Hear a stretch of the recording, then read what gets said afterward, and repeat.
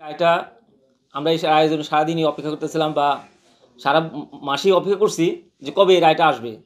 আজকে আমরা খুবই সন্তুষ্ট যে এই রায়ের যে আমরা রেজাল্ট পাচ্ছি, এতে আমরা সন্তুষ্ট এবং এই রায়টা যেন অতি দ্রুত কার্যকর করা হয় এবং আমাদের সাভারবাসীর থেকে যারা শহীদ হয়েছেন তাদের যে বিচারগুলো আছে সেই বিচারগুলো যেন ঠিক একইভাবে খুব দ্রুতভাবে ওনারা করেন, সে আশা আমরা তাদের কাছে করছি। আমার সন্তানের যেভাবে মারছে, যারা আমার সন্তানের মারছে, তারা যেভাবে আমার সন্তান মারছে ওইভাবে যেন সরকার তাকে বিচারটা করে।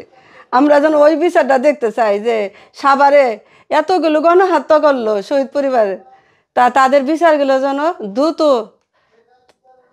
সরকার যেন পদক্ষেপ নেয়। যারা আমার বাবারে মারছে তাদের বিচারটা যেন আমরা খুব তাড়াতাড়ি দেখতে চাই।